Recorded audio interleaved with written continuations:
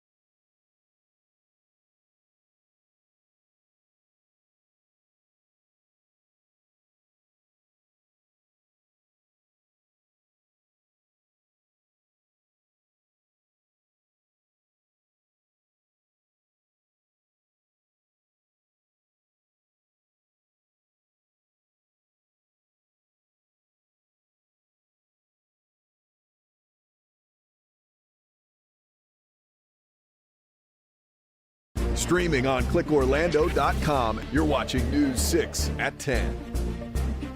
Now on News 6, we've never seen this alert before. An extreme cold alert is up for all of Central Florida. Meteorologist Jonathan Kegas pins down when you'll wake up in the 20s and even a feels like temp in the teens. Breaking now at 10, one of the fastest women in the world arrested here for super speeding, of all things. The Olympian clocked going over 100 miles an hour, according to police.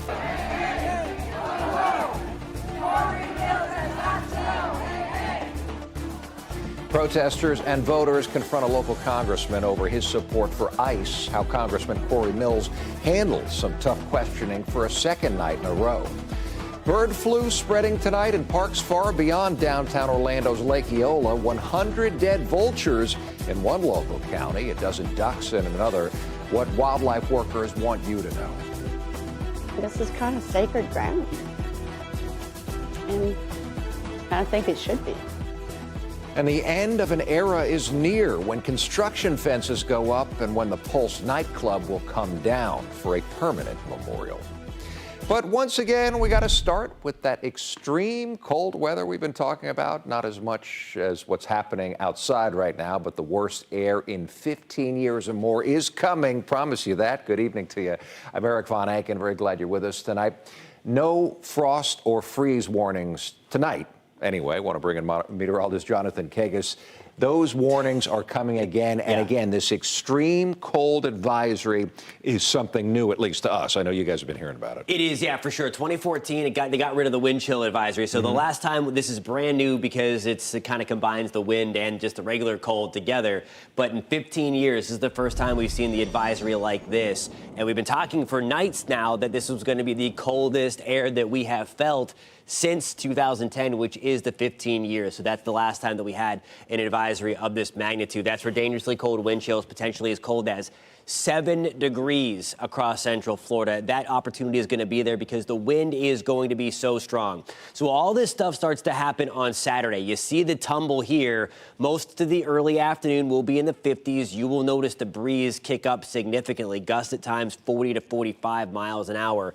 And then there you go. As soon as the sun goes down, the bottom drops out of it. And by 11 o'clock, we're already at the freezing mark. And we will continue to tumble into the low to mid 20s by the time you wake up on Sunday morning.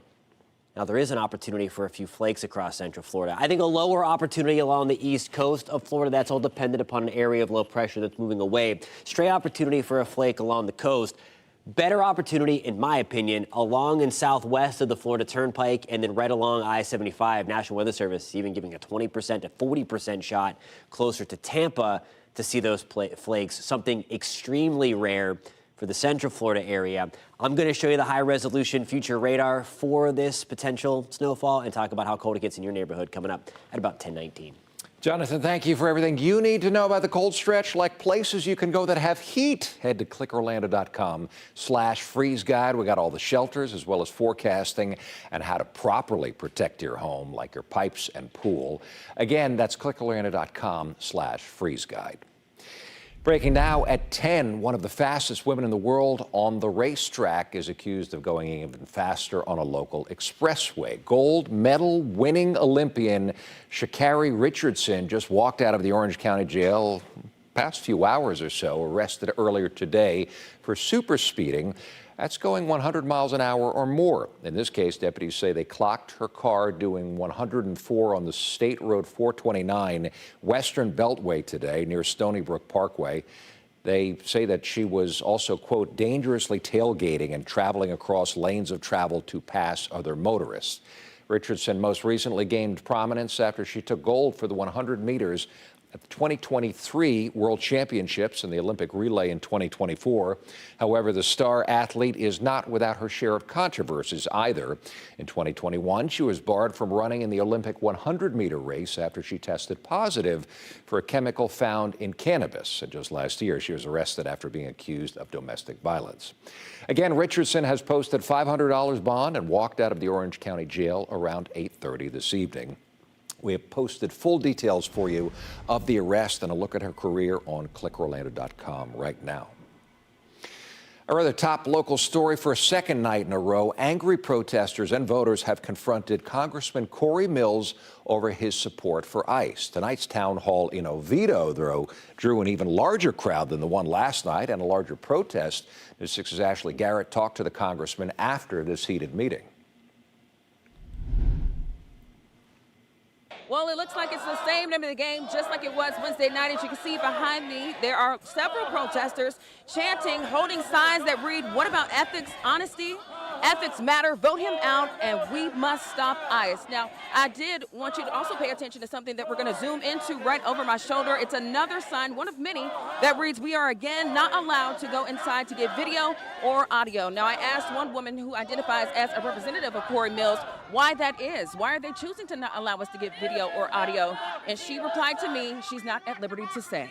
We were, however, again, Thursday, allowed to get pics inside the Cultural Center in Oviedo. Before the event started, we caught up with a protester who shares why he's fed up with Congressman Mills. It's outrageous that he can think he's upholding his oath while at the same time watching what the rest of us are seeing with our own eyes. That same man also commended the congressman for facing a crowd of mostly angry protesters calling for him to step down. Once inside and before planned questions even started, one woman stood yelling in support of Renee Good. That is the first person to be shot and killed by ICE in Minneapolis in January. That woman in the crowd Thursday jumped up shouting in part, "You voted against defunding ICE." Congressman Mills responded to her saying, in part, "ICE, ICE, baby." That led to most of the crowd shouting at Mills the word shame repeatedly. Congressman Mills was then called a racist from the crowd. Mills responded to this saying, "My son is mixed, ma'am." When it comes to the first planned question that reads in part, quote, "What are you doing to ensure due process in the event ICE operates illegally?" Well, here's what Mills told News 6 when asked to recap his answer. I think that anytime there's actual shooting, there should be an investigation, body cam footage, as well as for even eyewitness footage. That way we can get the entire perspective, whether you're the actual one who was the assailant or whether you're the law enforcement officer who was responding. Every single side needs to be seen, and so I support due process at all times when it comes to our ICE agents. Well, the meeting is now over. You still have a few protesters who are gathered outside. It is important to note there was a much smaller group of people in attendance tonight who did appear to be in support of Representative Corey Mills. He especially got a roaring applause when he talked about his support of veterans. We can tell you that Representative Mills is up for re-election this year, and it is no doubt a race that we will be following. In Oviedo, Ashley Garrett, News 6. From a wild police chase in one county to a solemn moment coming soon at the former Pulse nightclub. Matt Austin and Ginger Gadsden have the other stories making headlines across Central Florida earlier today. Streaming on clickorlando.com, you're watching News 6 at 10. We are getting some pretty crazy video of a chase that happened yesterday in Marion County. Deputies in Ocala police tried pulling over a car identified in a robbery investigation. The person in the car floors it, swerving and repeatedly driving off the road. Eventually, the driver slams it to a power pole. Deputies say he's 55-year-old Clinton Scarlett. Yesterday morning, detectives say Scarlett held a gas station cashier at gunpoint. And they say on Tuesday, he also held up a Family Dollar and a shoe station. A witness at the gas station helped ID the car. Scarlett is a convicted felon, so he should not have even had a gun. He faces a string of new charges. The city of Orlando says fences will soon go up so they can tear down Pulse nightclub for a permanent memorial to the 49 who lost their lives. And while many are glad that memorial, 10 years in the making, is moving forward, they told News 6's Alex Cook losing the temporary memorial leaves them with mixed emotions. For years, people have made this corner a place of remembrance and a place to be seen. Trudy Very says she passes it all the time. I'm always looking at it and you remember, and it's a reminder of got to take care of each other. Very lives near the Pulse site. She says the building itself, still standing, has become part of what this memorial means. I feel like, it's been here so long, it should just stay here and serve as a memorial itself. After all the chalk stuff that happened, I think it'll be a really, really big deal that it'll be taken down. The site has also been a flashpoint. After the state ordered rainbow crosswalks nearby painted over, people came back with chalk, turning the sidewalks into a message once again. For some visitors, the timeline makes this feel even heavier. Suzanne Middleton is from out of state. She came to see this memorial before it goes away. I can't believe it has been 10 years. But, this is kind of sacred ground. And I kind of think it should be. In an email update, the city says construction fencing will be installed on or near February 2nd. Once the fence is up, the temporary memorial won't be accessible.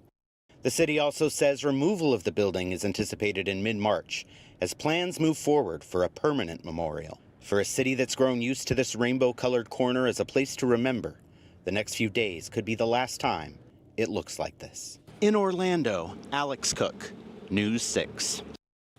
We're getting an update on an important resource for animals in Central Florida. Pet Alliance posted on social media today their new shelter is 98% finished. The post says that dog kennels are installed, air conditioning is up and running, and their crucial catio is complete. So the medical unit, which will be the largest of any shelter in the state, is also nearly done. Their parking lot should be paved soon. Construction on the new shelter began last May.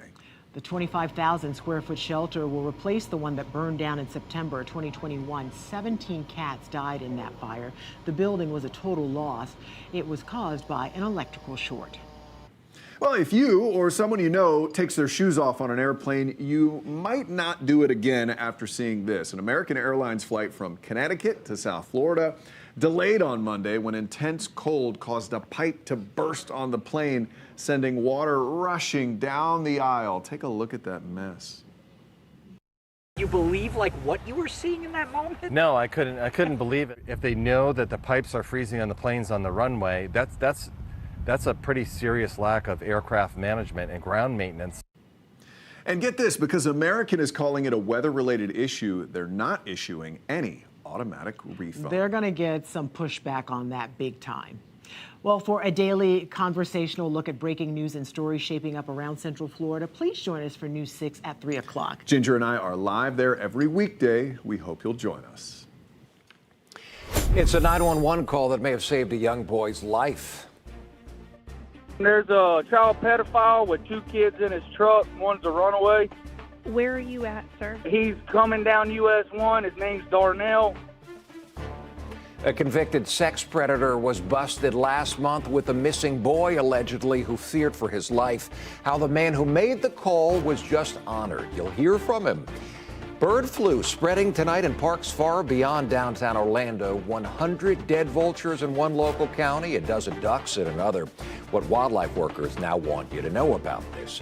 You're watching News 6 at 10, live on a Thursday night, covering Dr. Phillips, Flagler Beach, and all of Central Florida. This portion of the news is sponsored by Central Florida Honda Dealers.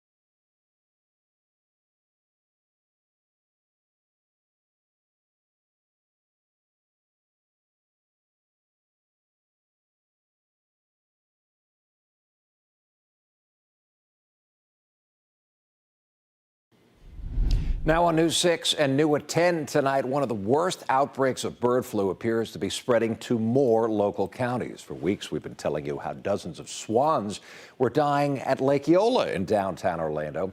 Well, now more than 100 vultures have died at Blue Springs State Park. And a dozen ducks are confirmed dead from the disease in Winter Springs. News 6's Troy Campbell is at Blue Spring Park looking into this tonight. Here at Blue Spring Park, officials say that they have recovered dozens of dead vultures in the past few weeks. We've also uncovered officials about 25 miles away are also worried about the spread of bird flu. We've seen a lot of vultures out in the tree. We caught up with Julie Gilbert while she walked around Blue Spring Park. She says workers warned her bird flu may be in the area. They said, yes, they heard that there's a lot of them that's been dying. And what went through your mind when you heard this? Yeah, well, it's what is out there and what's happening to them and why. The Florida Fish and Wildlife Conservation Commission says workers recovered 101 dead vultures at Blue Spring Park throughout January. Another 17 birds are reported as sick. FWC sent samples to be tested and are still awaiting the results. Have we seen any of the vultures in the area by chance today? We did. We actually saw one earlier. You were chasing after it. Hannah Poole has seen several vultures in the park and said it's sad to hear of the deaths. What is your reaction to hear that they've had 101 in recent weeks that they found deceased here? More are sick and they're having them tested for the avian flu. I think that sounds terrible. We spend a lot of time here. We come here a lot for family time, and in the summer we come swimming and stuff. So, given what's been going on, and it was unusual. It's not just Blue Spring. Matt Reeser with the city of Winter Springs says workers have also recovered 12 dead ducks in Torcaso Park in recent weeks. Those ducks have tested positive for the avian flu. But what would be your message to people who, want to come out, visit the park here, in the next few days? Just be mindful that there is some issues with the ducks at the park, or just kind of be wary of any birds that you may see. And FWC does say, as a precaution, if you do visit one of these parks, when you leave, you should wash your hands and wipe off your shoes. However, they add transmission to humans is rare. In Volusia County, Troy Campbell, News 6. There's a child pedophile with 2 kids in his truck. One's a runaway. Where are you at, sir? He's coming down US 1. His name's Darnell. That call may have saved a boy's life. Tonight, a sheriff is honoring the caller as a hero. You may remember this video out of Flagler County. Deputies told us they found an 11-year-old boy who was missing with a 60-year-old man, a registered sex offender. Well, the boy told detectives that he thought he was about to die. Now, the caller who saved the boy told your Flagler County community correspondent, Molly Reed, that he knew he was going to be saving somebody's life by stepping in. The little boy told deputies that day that he felt if they had not gotten to him that day, he was going to die. And evidence they found on Darnell Hairston actually proved that. The man who called 911 told us when he saw the child with Hairston, he knew he was stepping in to save a life that day. When I was going fishing, the only road that goes to his house, he passed at 6 o'clock in the morning, and something just felt wrong. Cody Clark says on New Year's Eve he saw this truck and behind the wheel, Darnell Hairston. Clark says he knew Hairston was a registered sex offender because they were notified when he moved into the neighborhood. When Clark saw 2 kids in the truck too, he followed. 591, where's the location of your emergency? Yes, ma'am. There's a child pedophile with 2 kids in his truck. I waited until they got there, and if they, like I said, if y'all ain't gonna come, I'll pull him over, and it ain't gonna be pretty. Dash cam video shows the moment deputies pulled the truck over. Inside, they found Hairston along with an 11-year-old boy who had been missing for 3 days. Deputies say Hairston choked the boy until he lost consciousness, then tied him up and held him in the woods for days before leaving with a plan to kill him. Also in the truck was a 15-year-old who deputies say helped lure the boy to Hairston and then took off with the truck during the stop, crashing it into a police cruiser. I got a 16-year-old son about to be 17, and he's just glad it wasn't my son in that truck. As for Clark, what was supposed to be a simple day of fishing turned into a heroic moment, one that saved a young life. When we was headed fishing, the only thing I caught was the pedophile that day, unfortunately, but it was a good catch. Both Hairston and the 15-year-old are now in jail. The 15-year-old is being charged as an adult. I'm your Flagler County community correspondent Molly Breed, News 6. Back to meteorologist Jonathan Kagas now with this extreme cold watch. Jonathan, I don't know that we've ever heard this, and you hear it very rarely. We have not ever heard that terminology. It replaces the wind chill watch that was way back. That was a couple of years ago that designation took place. If it were still that, we wouldn't have seen this since 2010. It's been a long time since this designation has been issued from the Weather Service. And again, that is their wording, the extreme cold watch in play. That goes in effect Saturday evening because we will start the plummet to this by the time you wake up on Sunday morning. 21 in the Villages, 23 in Bushnell, 29 at the Cape, 25 in Orlando, 22 in Palm Coast. We're flirting with the teens, especially in the outskirts of northern Marion County. It is going to be cold, and this isn't just Florida cold. This is pretty nasty stuff for everybody. It's also going to be really, really windy. So the wind chill out of the deal is going to be mostly in the lower teens. A few single digits are going to be possible as well in those stronger gusts. Gusts at times through the day on Saturday and through the overnight, pushing 40 to 45 miles an hour as this mean Arctic cold front slides right on through Central Florida. Live look outside downtown Orlando with our Light Orlando delivering Hope Skycam this evening. We have air temperatures hanging around 50. Pretty nice out there right now, all things considered. Clear skies, the breeze out of the northeast at about 5 to 10 miles an hour. We're at 45 in Palm Coast, 42 in Denellen, 52 in Kissimmee. Certainly much, much better, much warmer than we were last couple of nights. That was to be expected. Our subtle warm-up continues into tomorrow. There we go, 30s and 40s. Still, it's going to be cold. Certainly not as cold, though. This is more of your typical Florida cold. And then insult to injury before the drop in temperatures. Tomorrow, it's looking very nice. 70 in Mount Dora, 70 in DeLand, pushing 70 in Daytona and New Smyrna Beach. Rain chances at 20%. That is late into the evening out ahead of our cold front. So here we go. The front comes through the first few hours of Saturday, and then the temperatures drop from that point on. There are those rain chances early on Saturday morning. We'll clear things out for a time. And then you're going to notice this mess coming in from the Gulf. This is Gulf effect moisture. And in spots, it will be cold enough. You see it turning blue there to produce some flurries. That's mainly going to be along into the south and west of the Florida Turnpike. So we're going to be on flurry watch for the western half of the Florida Peninsula as we move through the evening on Saturday into early Sunday. Again, it is going to get cold no matter what, but there could be a few flakes flying on the west side of Central Florida. Highs on Saturday only in the upper 50s. That happens early. We drop all day to the low to mid 20s by Sunday morning. Even with dominant sunshine on Sunday, we're staying in the mid 40s. 54 on Monday. Hey, the 70s come back by the end of next work week, Eric.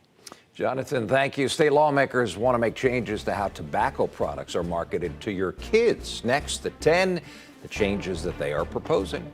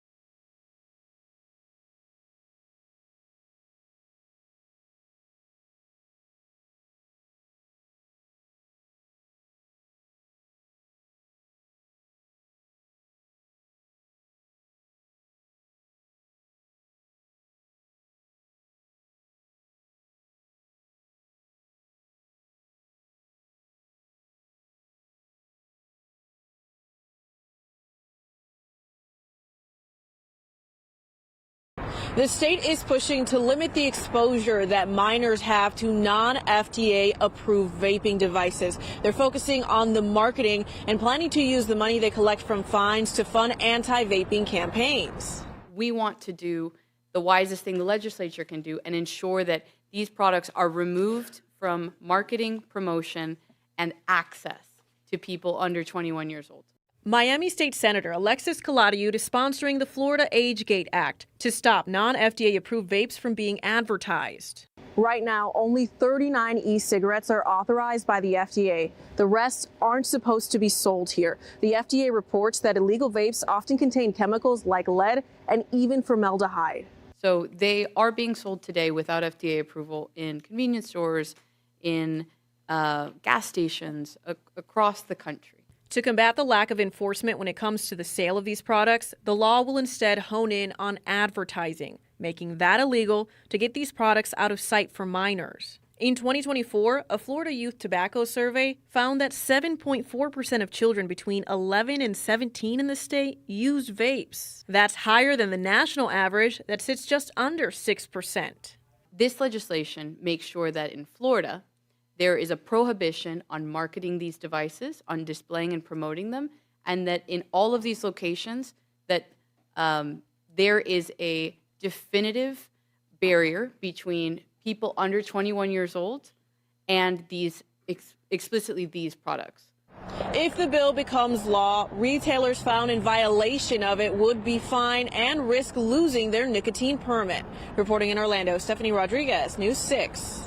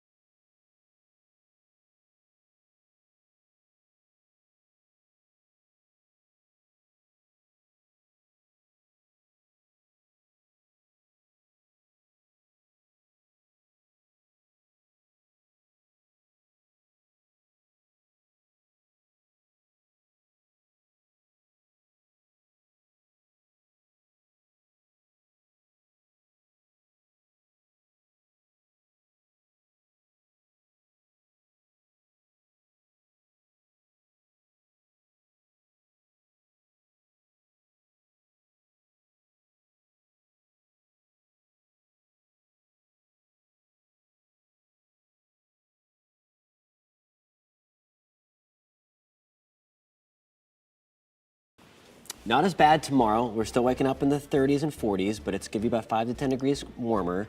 Around 70 tomorrow afternoon. The bottom falls out on Saturday, 20s we're waking up to on Sunday. So enjoy tomorrow. Enjoy it. We're back at 11.